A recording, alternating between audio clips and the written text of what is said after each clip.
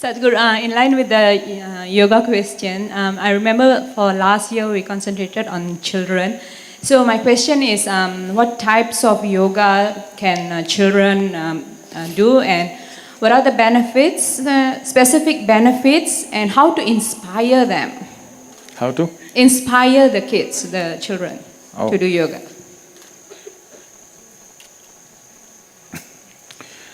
Not just last year, even for this yoga day, our focus is on children and on soldiers in the country.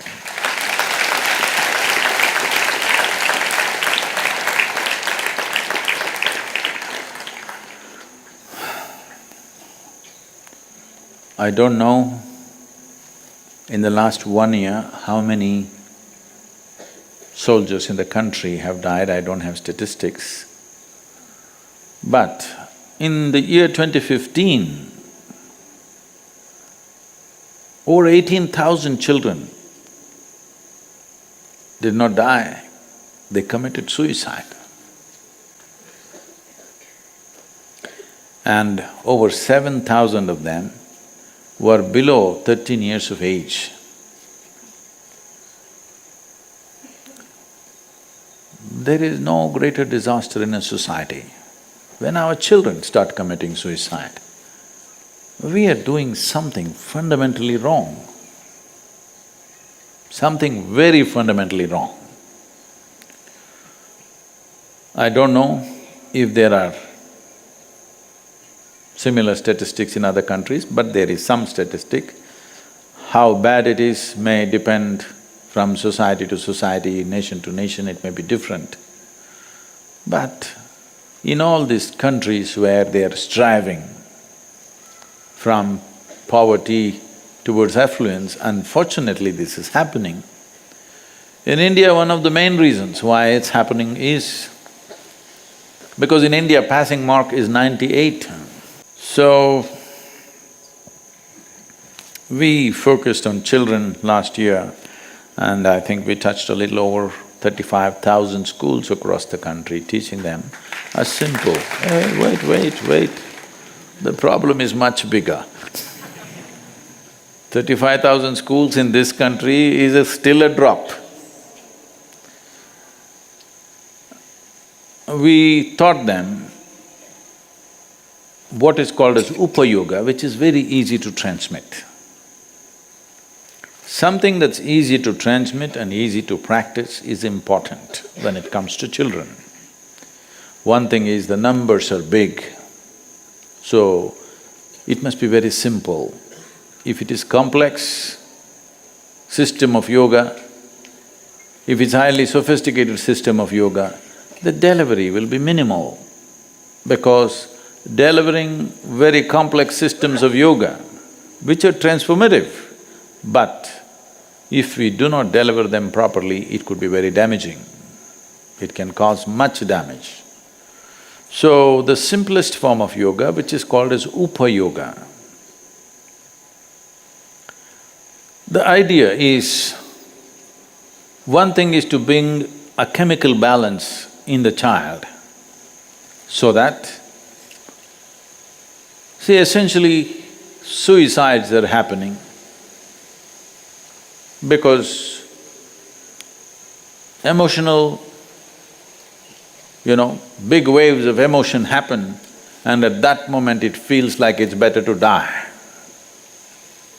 Many times, in many people's lives, they might have felt like this, but it passed. You didn't take action. Yes or no? Many moments when something really went wrong and you were emotionally upset, you feel like, I must kill myself. But no action, it passed. That moment passed, after that, of course you want to live. But unfortunately, for some people, their emotions are sloshing so much at that moment, they actually took action. And unfortunately, they are also efficient. Nobody knows the statistics of attempted suicides. In India, nobody will tell anybody, I attempted suicide because only recently this law was unpeeled, otherwise, or rather repealed. Otherwise, in India, it's a crime. To attempted suicide means you can get 7 years in prison. I'm saying someone attempted suicide means he needs compassion, not punishment. He needs tenderness and care, not punishment. But attempted suicide had 7 years imprisonment, only now, a few months ago, it was taken off. So with children, this is not a joke. This is an unfortunate reality, very unfortunate reality. That little children who must be bubbling with life, think of taking away their own life is unimaginable, isn't it? So, the most important thing that needs to happen is we need to reform, recreate our education system. But that is not one day's job. That needs dedicated people. By bringing in a new system, it's not going to work. The people who conduct the system must have love for what they're doing. Teaching or handling of children cannot and should not be done in a professional way. A teacher, a doctor, a guru, a one who transmits spiritual process, they must do what they're doing because of the commitment and dedication and the love that we have for the people around you. It can't be done professionally. But there are millions of teachers. How to get them to that state? That's a long way off. So the simple thing we can do is equip the children to be able to survive the teachers and the system.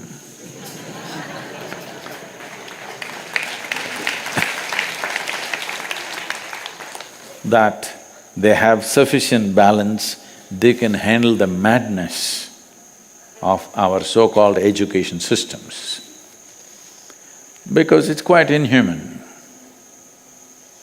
It's not inhuman because it's difficult. It's inhuman because of the way it's conducted. I think it's too bloody easy, it must be made much more difficult. Children must learn to stretch themselves beyond their limits, but it's the way it is done. Who is doing it is the question. When someone is joyful, you can stretch them as much as you want and they are fine. When you don't know how to keep them joyful, if you stretch them, they will break. Yes or no? So, one thing is to bring yoga so that children are equipped to handle this. What type of yoga?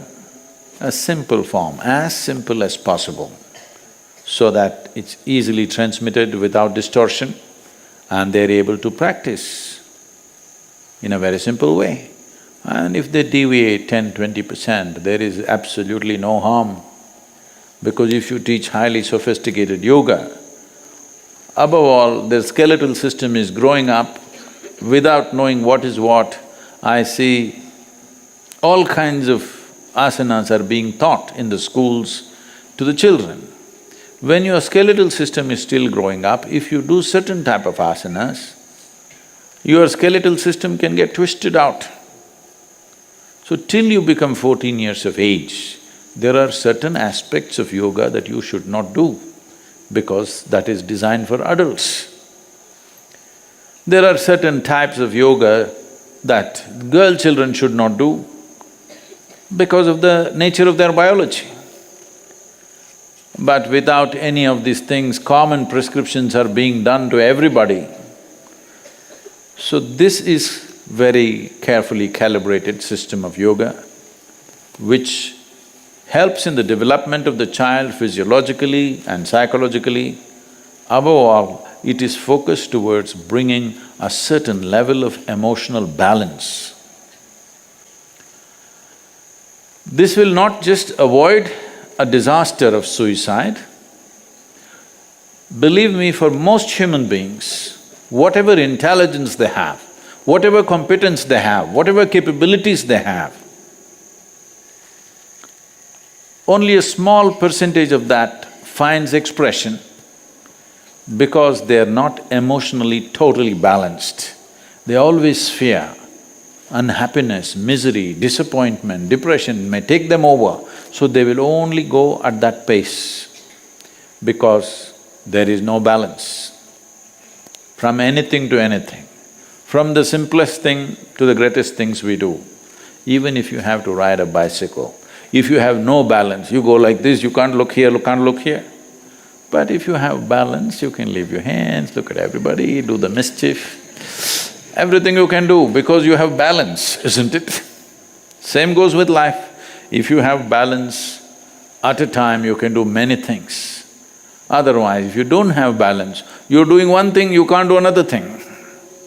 So this is a most fundamental thing that needs to happen at an early age to everybody, that you bring them to a certain sense of psychological balance, an emotional balance, that they won't slosh. You create a chemistry of balance. If this happens, they will get to explore their intelligence, their competence and their genius in many different ways. If this one thing doesn't happen, you will see, even if there is enormous capability, it goes unexplored for the fear of suffering. This is true with 85% of humanity, that they do not explore the full depth and dimension of their competence simply because they are not emotionally balanced. And this is equally important for the soldiers. They must be emotionally balanced. So this year we are focusing on children and soldiers. To inspire the children, the teachers must be practicing yoga, and the effect, the positive effect of the yoga must show. If they look at the teacher and think, this is one thing I don't want to be,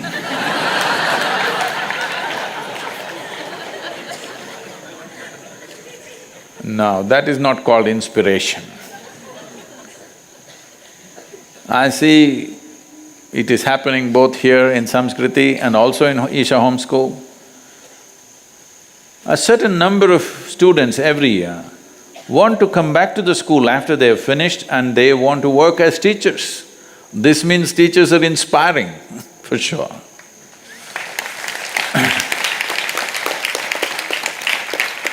If you look at your teacher, it must be like this, oh, I want to be like him or her.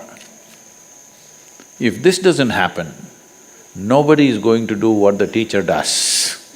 Once the examination is over, we don't even want to remember we were in the damn school. For most people, this is the experience. They never ever go back. They spent almost 12 years, a significant time in their life, 12 years in the school. Most people never ever visit that school because they escaped.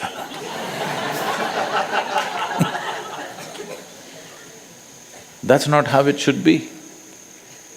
This is a place where you grew up. You should always want to go back and see how you can contribute, how you can do something. If it was an inspiration, if it was a torture, you don't want to go back there for sure.